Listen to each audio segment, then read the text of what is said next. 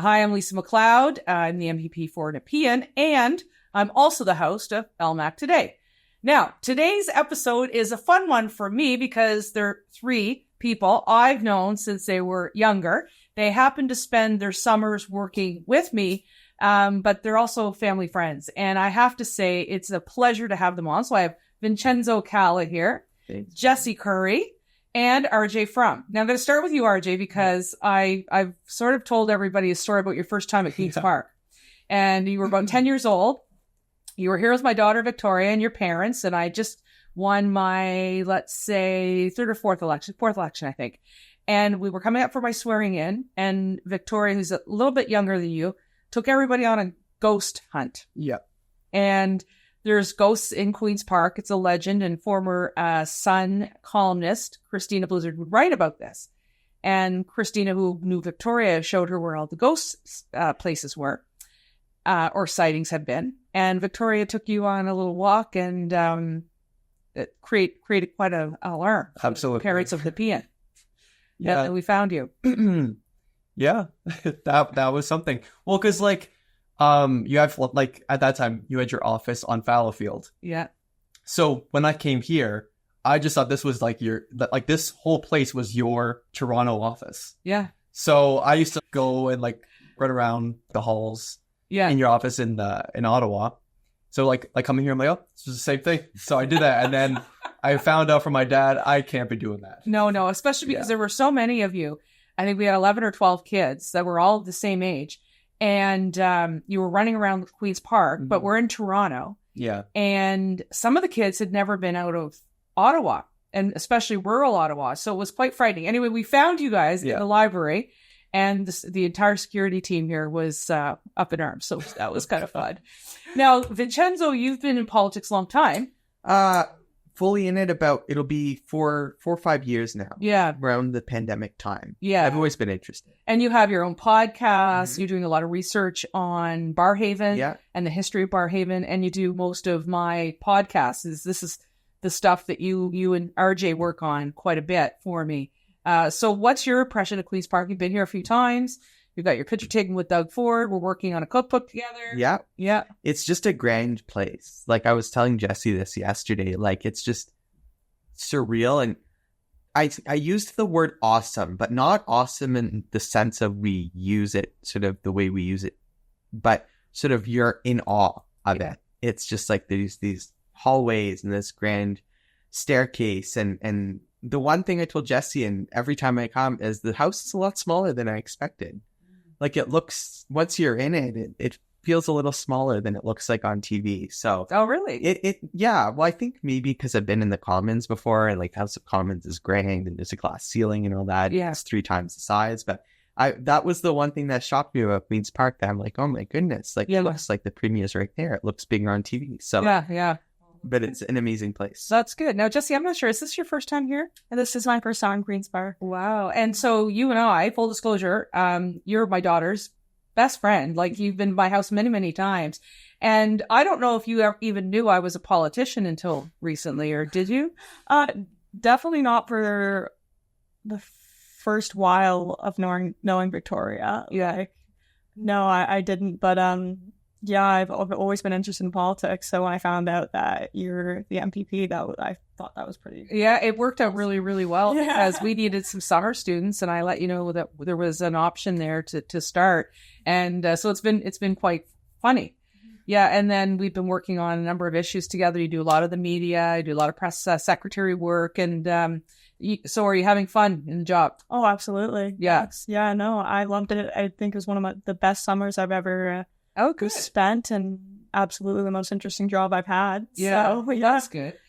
So I'm going to go back to you, RJ. You do a lot of behind the scenes stuff in terms of the multimedia production and that sort of thing. Mm-hmm. And I know it's what you're taking in school. And so how has the sort of work practicum or the experience you're getting on the ground assisted your education? And you're, like I might mention, you're going to Carleton, as is Jesse, and of course we've got one of the U of O. Yeah. Yeah. We've got a GG and 2 Ravens here. Yeah, exactly. Yeah. No, it's well, I'm in film studies. So the fact that I'm able to be in a place where I get to work on podcasts, that's like every filmmaker's dream. Like I'm living that while I'm still in school. Yeah. So there are many classes at Carleton where like we're learning how to like use like a camera and how to film things. And I'm like, I've already done this. Like I've already have all this experience. So just like taking that in, I'm like miles ahead. And it just puts me in a great place. I'm getting great marks because of the fact that I'll take credit for that. Yeah, absolutely. And also it's just so much fun. I love doing it. Yeah. It's like, there's nothing better than doing what you love as a job. And your dad, of course, is a close friend, but also works on Parliament Hills, worked for the Conservative governments and opposition as well. Yeah. So around the supper table, you were hearing this quite a bit. For sure. About what politics is. So you talked about it honestly. And Jesse, this the other thing is, I mean, you were really interested. And whenever you're coming over to my house, you were always talking with my husband about politics. And the funniest part about Jesse is Joe always gets the gossip of what's going on in Victoria's life because Jesse tells him. I mean, Victoria's my best friend, but Joe's close second. Oh, won't he play this over?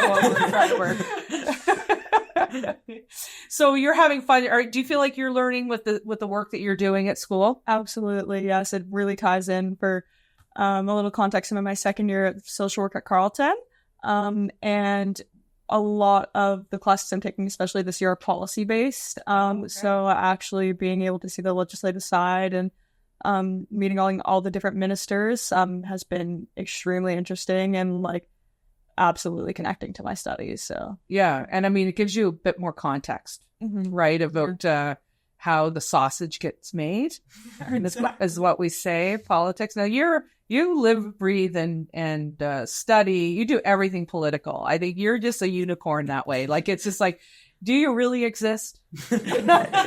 I like to keep busy, is what I always say. Always keeping busy, doing all sorts of things, studying political science and, history and political science joint honors. So I always say I couldn't study just one because when I get sick of one, I work on the other and then I go back and forth. But it's been a great experience being able to sort of, I always say, learn the roots of the constit work, And honestly, I was saying this to Jesse and RJ the other day, it's one of the best things of being in the office and being out in the community is seeing all these different parts of Ottawa I didn't know, or I knew but didn't know what happened, meeting the community leaders, like all the people you've helped me meet, like Jen and Bijou and all these people that have been around. It's these people that make our city work. Yeah. And to be able to just bear witness to that, to go to all these festivals that are run by all these people, has just been one of the best experiences. Good. It's learning about my city. Now and I do believe you're a city first person. And I know that in my office, I'm always Nepean's voice or Ottawa's voice at Queen's Park. So I try to instill that. I hope it has worked. But you also are doing, and I want to talk a little bit about this, a project to talk about the history of Barrhaven. I mean, you're a Nepean first type of guy. You've done a lot of studies. You've got all kinds of books about it. But you are coming up with a project yourself next year. Do you want to tell us a little bit about it? Yeah, I'm very happy to explain it and officially announce that this is happening on this show today. I'm introducing a new podcast called Building Barrhaven, a history behind one of Canada's fastest growing communities. It's going to be a podcast starting this winter. And it's going to be a book. I'm going to write a book about it in next fall, and maybe next winter. So it'll be a years-long project, and I'm doing a lot of historical research about Barrhaven. I'm a history student, like I said, and the one thing is the bibliography of Nepean is limited to begin with, and there is no compiled history of Barrhaven. Wow. There's no compiled history. It's so new, it's evolving every day. Exactly, and that's the reason I want to do it. We're only 60 years old, 60 years young, and a lot of the people that were there at the beginning are still alive. So I want to capture those stories, get the stories of the people that built this community, bring it together in a podcast and a book, and do that historical research down on the ground in the grassroots and compile a history of our community. That's great. So Jan Harder will be the first person that you call on this one. Yes, Jan She'll Harder. have to be on. Yeah, I have maps and everything. My room and my library is full of maps and books about Nepean. And Jan is the first person I need to call because we're getting to the point in my research. Yeah, that's good. Jesse, in our work, we've done lots of stuff. You've done a lot of the media stuff for me. You do some casework. But one of the areas that you've helped me with is my outreach and support of the Jewish community. I don't know if you want to talk a little bit about that, but how important some of the work is that we're doing there to you and to the broader community. And if that is sort of something that you'll take with you into not only the next place you work, but into everyday society. Yeah, no, absolutely. I think that what you were doing for the Jewish community is astounding, and being able to go to the JCC with you and meet with different heads of the Jewish community and influential people such as, different ministers, and talking about the safety of the Jewish people in Ottawa is crucial at a time like this when tensions are extremely high and anti-Semitism is on the rise. And I'm really glad that, you as an ally are able to speak out against it and not stand for it, and, hopefully work towards any better Ottawa, because that's all we want for everyone, Yeah. Place for hate, as you always say. Yeah, well, there isn't. And our community is so vibrant with lots of newcomers, and it's exciting, actually. Now, RJ, you went to high school in Barrhaven, and of course, very diverse neighborhoods we have. Absolutely. And how do you think that's enriched your life compared to those who live in communities that are sort of more homogenous? Yeah, no, it's cool to see and experience different cultures and different lifestyles. Like, I know, for example, recently we went to it was an event run by Bijou, I think it was, or run by Daryl, actually. Yes, and at Bijou, and it was Bijou. the Indian Food Festival. It was, and just like seeing that place and seeing all these dishes and stuff, I was I couldn't believe it. Yeah. It was so cool. I never been experienced to that before. Yeah. So there's so much out there that you just can't learn if you don't experience other cultures. Yeah. And Ottawa is becoming the place for that, with all the different cultures out there. We're all one people. Yeah, and that's what I love about our community in Nepean. What surprised you, Jessie, about the job? Well, that's a good question. I was surprised with how personal it was in the office, if that makes sense. How,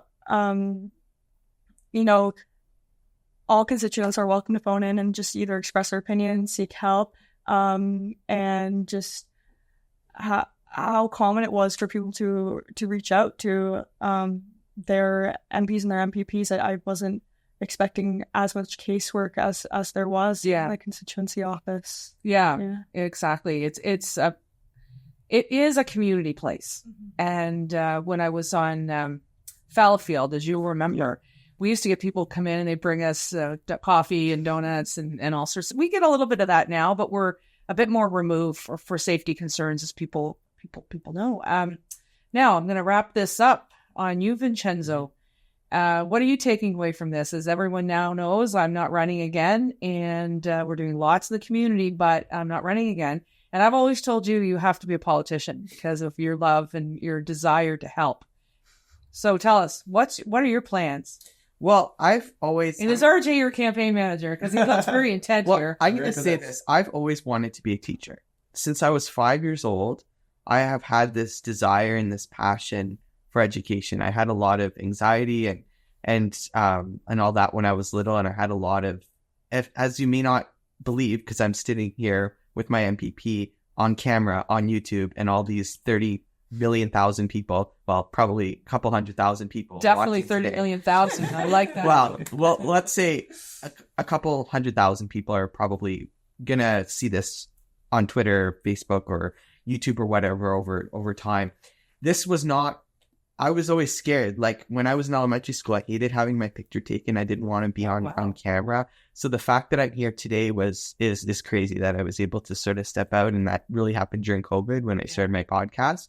But yeah, I've always wanted to be a teacher. That's where I want to go. That's what I want to start with. I've always wanted to be in the classroom, and I had that anxiety as a kid, and it was the teachers that helped inspire me to be a teacher. And it was also a bit of the teachers that weren't so helpful as well, that helped me inspire, because I want to be able to help kids that have problems like I did. Yeah. So being in the elementary school, I've been volunteering there for a few years, and that's the place where I want to be first. Good for you. Now, RJ, what do you want to do when you grow up?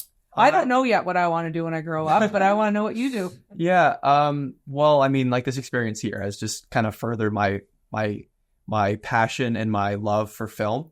What I would love to do is to make movies that people can like relate to and people can take things from it.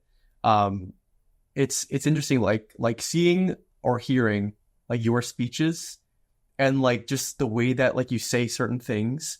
It's inspiring. I want to do that with the films like that I make, broadcasts like certain like messages and just things like that. Just make things that people can use as hope or just inspiration or anything really. Wow. That's a very nice message. We're going to end on you, Jess. What do you want to do? How do you want to make an impact in this world? Well, I'm studying to hopefully in the future become a mental health counselor. But I would be extremely content if I could continue in the field of politics. Oh, really? Good. Absolutely. I mean, my experience here has been amazing. Good. Just made me more in love with it. And so I'd love to hopefully, continue that. But well, maybe you can run after I do. Yeah, I'm going to do MPP of Nepean.